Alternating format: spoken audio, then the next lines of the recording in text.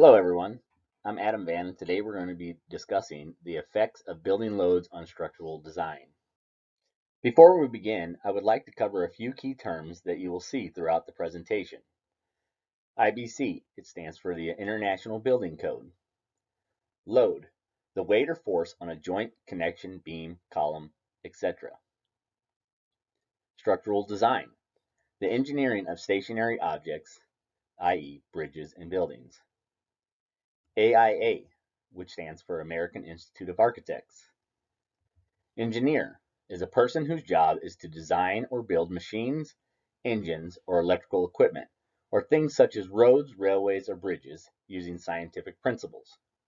You'll also see architect, a person whose job is to design new buildings and make certain that they are built correctly. Know how our structural designs will be influenced by loads. We need to look into Chapter 16, Structural Designs of the International Building Code. Chapter 16 establishes minimum design requirements so that the structural components of a building are proportioned to resist the loads that are likely to be encountered. In addition, this chapter assigns buildings and structures to risk categories that are indicative of their intended use. The loads specified herein, along with the required load combinations, have been established through research and service performance of buildings and structures. The application of these loads and adherence to the serviceability criteria enhances the protection of life and property. Let's get to know our loads. In order to understand how our design can be impacted by loads, we first have to understand what they are and how they are calculated. Two prominent types of loads used are live and dead loads. Live loads. Live loads refer to loads that can and will change over time. This can be people, equipment, and furniture. The way that they're calculated. Because of the fact that live loads can change, in order to calculate a live load, historical data is used. What we know about weights in regards to office furniture, medical equipment, etc.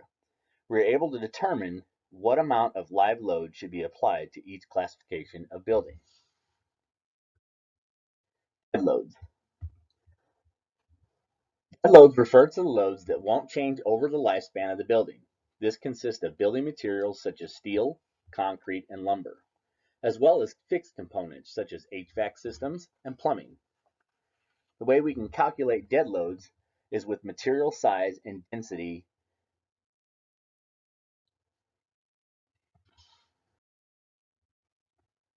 There are specific loads that must be factored into structural design. The first one, floor loads. This is the pounds per square foot the floor must support. Roof loads. Live and dead loads that a roof can withstand. Roof snow load. How much snow a roof can hold, especially important in places with large amounts of annual snowfall. Roof rain loads. How much rainfall a roof structure can withstand and how it will wick the rain from the roof surfaces. Earthquake design data. This reports the seismic activity that a building can withstand. Geotechnical information. This information is based on soil composition and its effect on loads. Flood design data. Information on how flood hazards may affect the structure. Special loads. This includes any specific equipment that may be utilized within a structure. And the last being wind design data. How much wind the building can withstand and remain structurally sound. Important in areas where tornadoes and hurricanes are common. Let's take a deeper look into some of IBC Chapter 16's content. Subsection 1603.1.1, titled Floor Live Loads. This subsection covers the uniformly distributed, concentrated, and impact floor live loads used in the design shall be indicated for floor areas. Use of live load reduction in accordance with section 1607.11 shall be indicated for each type of live load used in design. So what does all that mean? This is the combined weight of the structure's furniture, people, and anything else that can change over time and must be supported by the floor structure. Here are 4 different examples of what floor live loads might consist of. We can see an office with its computers, desks, and people. We can see a medical facility with beds, equipment specific to the medical industry. We see industrial, which are factories that consist of vehicles, equipment, and employees that create the products. And lastly, we see our residential, which is our homes, where our families stay, where we change out furniture consistently. And we need to make sure that we are calculating the weight of the things that will go on all of these floors in order to ensure that our structure can hold them.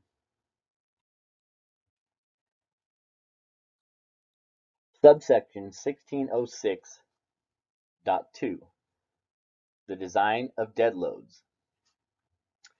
For purposes of design, the actual weight of material of construction and fixed service equipment shall be used.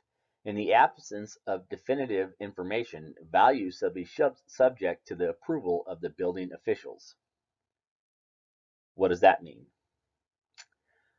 All materials such as steel, concrete, and lumber, as well as static systems such as HVAC and plumbing, must have their weights factored in to determine the dead load of a building.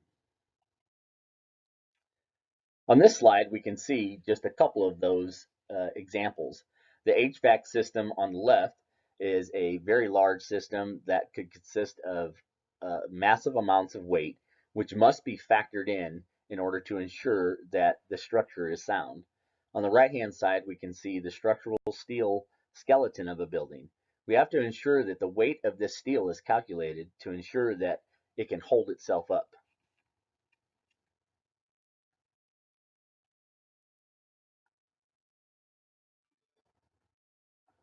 Subsection 1604.5.1, multiple occupancies.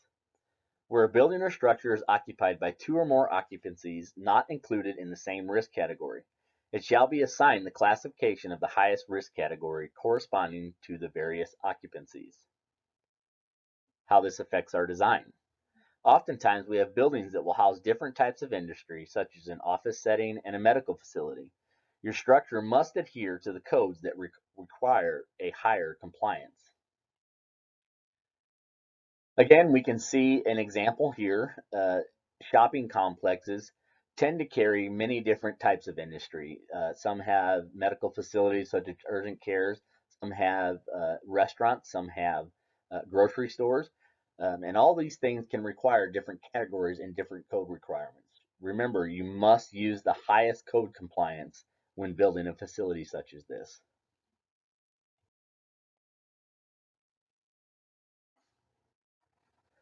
Subsection 1604.2, strength.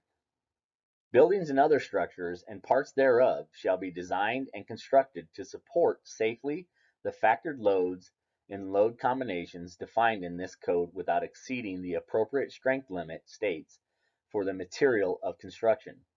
Alternatively, buildings and other structures and parts thereof shall be designed and constructed to support safely the nominal loads and load combinations defined in this code without exceeding the appropriate specified allowable stresses for the materials of construction.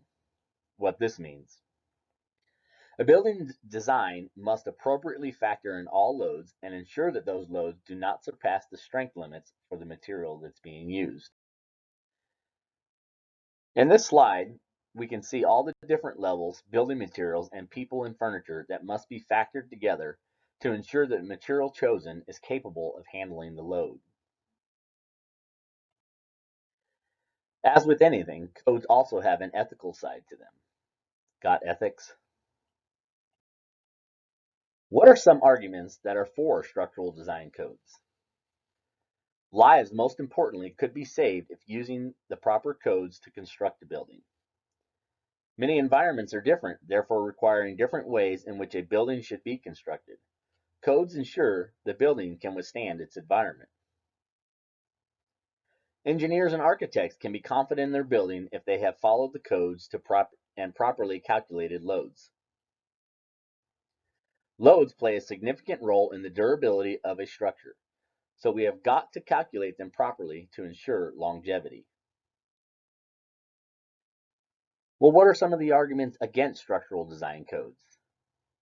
First, there are those that believe the government shouldn't be overstepping their boundaries by implementing these codes. By factoring in loads and codes, a building cost can significantly increase to meet those code requirements. Not only does the cost of construction rise, but the time it takes to build according to code takes more time, adding to that cost increase. Since we have increased time and money, we also must increase materials in order to ensure that the code requirements are met. All of these things can be ways in which a company may not want to follow codes. So ethics in regard to codes.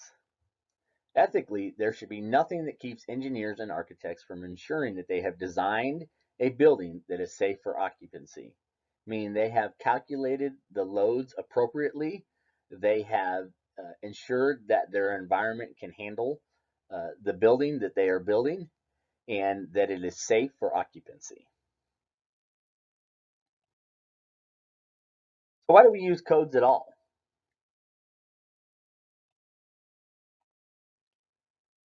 A couple of examples. Walkway collapse at Hyatt Regency.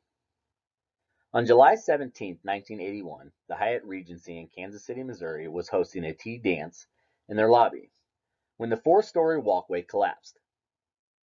When the four-story walkway collapsed, it landed on the second-story walkway, and then they both crashed into the lobby floor. This catastrophe killed 114 people and injured 216 more. The cause of the collapse was attributed to a change to the walkway's original single set of hanger rods that were threaded all the way through the upper catwalks. The new double rod system was only anchored to the upper walkways and caused immense stress. The loads were not recalculated when the changes were made.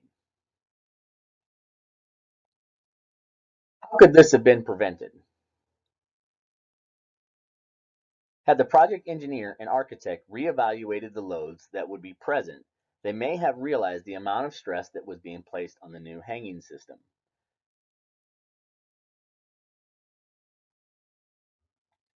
June 3rd, 1979, Kansas City, Missouri. The roof on the award-winning Kemper Arena collapses. For a building that was only a few years old, had the American Institute of Architects conference tour the day before, and had an architect who received an award from the AIA for the building's design, a roof collapse seemed most unlikely. The architect, who was more worried about the design than the function, designed a flat roof with a catchment system with only 8 drains, which was 8 times less than local code required. Could only accommodate up to 2 inches of rainfall. The night the collapse happened, over 4 inches of rain fell, causing the roof structure to fail.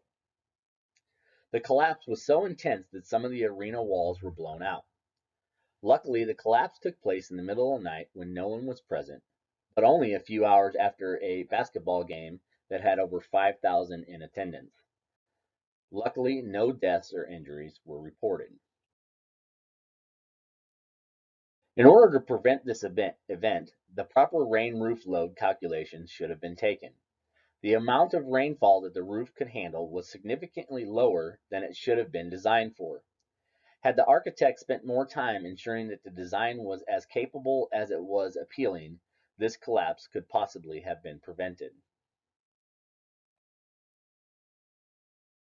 In summary, codes like those found in Chapter 16 of the International Building Code involving load capacity play an important role in the prevention of deadly catastrophes like the Hyatt Regency collapse by altering the structural design of a project. The different types of loads coupled with the calculations it takes to properly account for those loads is a major undertaking, but must be a top priority of engineers and architects so that events like the Kemper Arena are prevented. There are arguments for and against the use of codes in structural design. No matter which side of the argument you are on, the historical data shows that by implementing codes, injury and death may be prevented. Loads and codes save lives. For this presentation, I've used several references. You can see those here on this slide. Thank you for listening to my presentation, and have a great day.